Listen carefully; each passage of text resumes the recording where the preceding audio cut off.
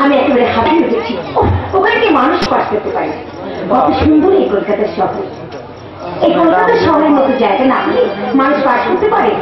না খেতে হাতের কাছে সব কিছু পাওয়া যায়।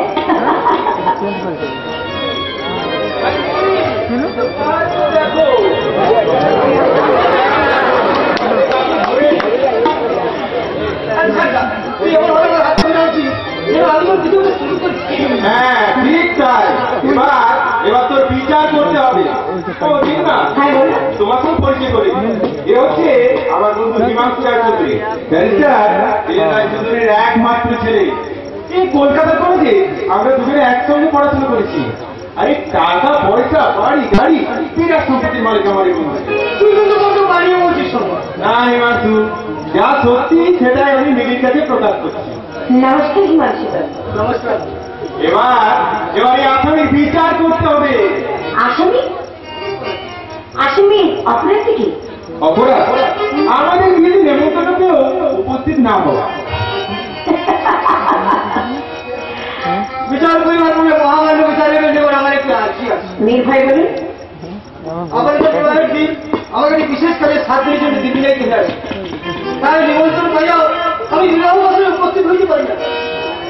আমাদের বক্তব্য শুনে মহামান্য বিচারক আমার যাহা শক্তি দিবেন আমি তারা মাথা আমি জানতাম তুই ঠিক একবার চলছিলাম দেখাবি।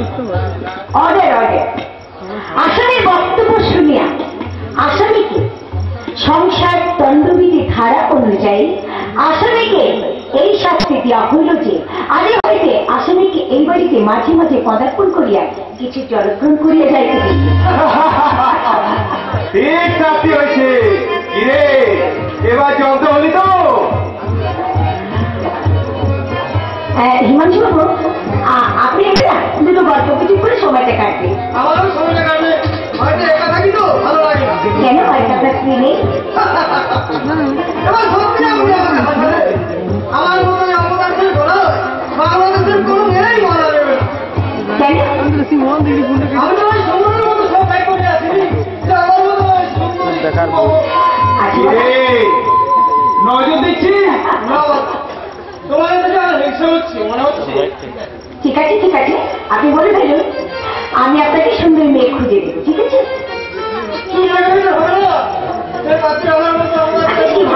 আমারই থাকলো।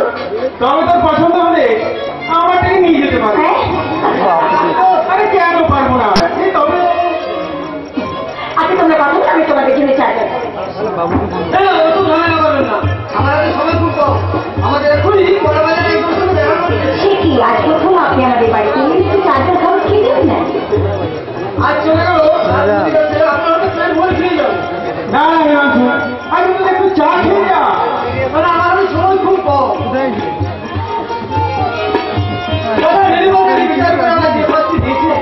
সেই শাস্তি ভোগ করতে আমাকে তো মাঝে মাঝে আসতে চলে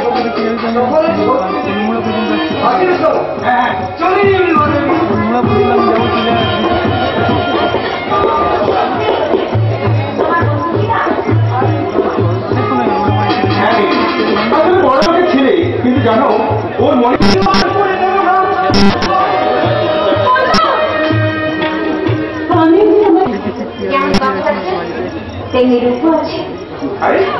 তুমি যে একটা ভাবে বিভোর হয়ে গেলে।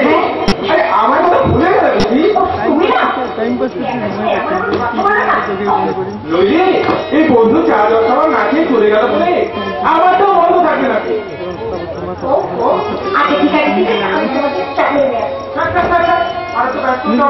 আর বাড়িওয়ালার কাছে যাচ্ছি, তুমি তো তখনই জল খাবারের ব্যবস্থাটা করে যাবে। আচ্ছা মাসি তাই হবে। যেমন সুন্দর নাম তেমনি সুন্দর চেয়ার, ওরকম করে চোখের সামনে থাকলে না দুনিয়ায় সার্থক হয়ে যায়।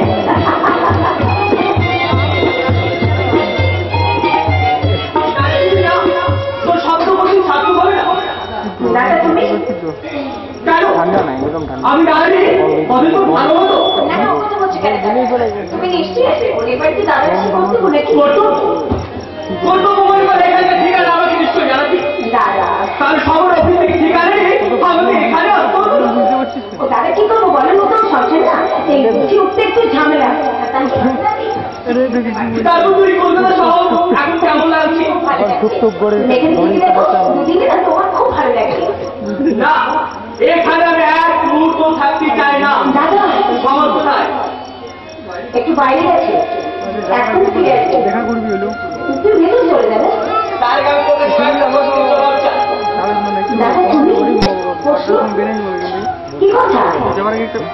ওর একটা সংসার করছু সবাই ভাবি কেন তোর এখানে চলে এসেছি? দাদা যে শ্বশুর শাশুড়ি তোকে নিজের মেয়ে একটু বেশি স্নেহ করছো, তোর মুখে হাসি না দেখলি যাদের চোখে ঘুম আসতো না, সেই যাদের স্নেহ ভালোবাসিনি পড়াশিত হত্যা করে তাদের মুখে এত বড় আঘাত আনতে পারলে? দাদা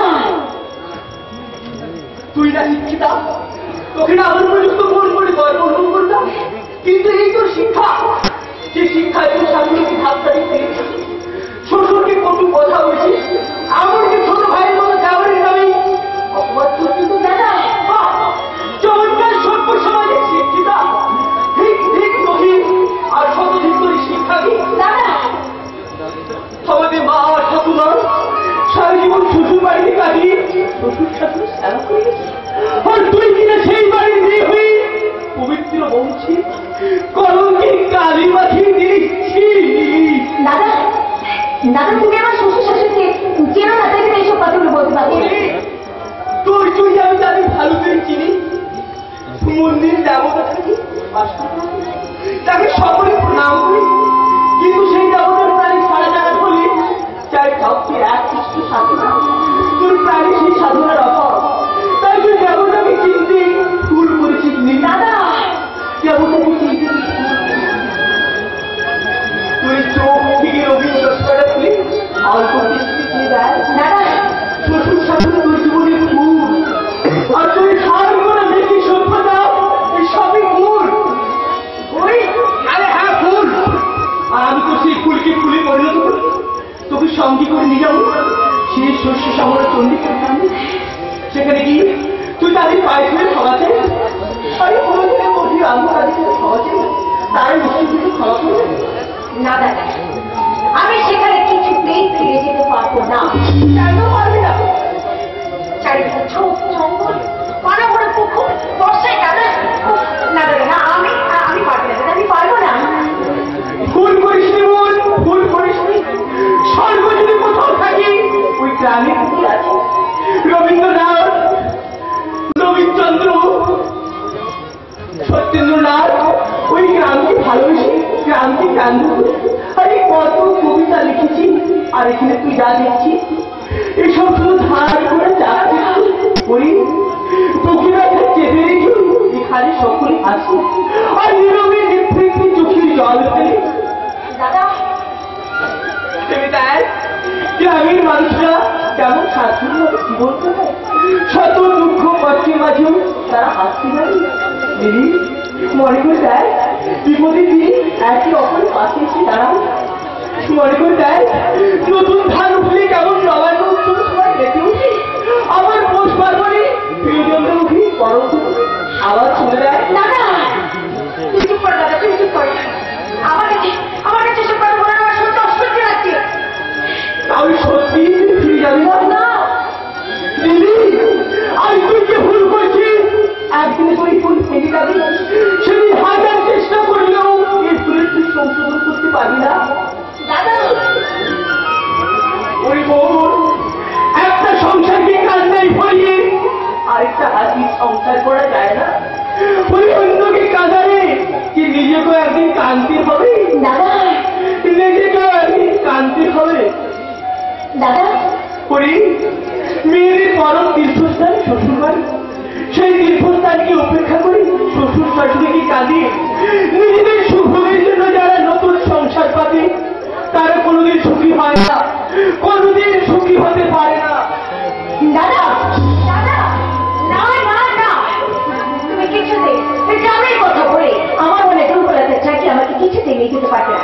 এই কলকাতা ছোট্ট সকলের মধ্যে এসে আমি যা আনন্দে পেয়েছি সেই আনন্দ ছেড়ে আমি কিছুতেই সেখানে ফিরে যাবো না।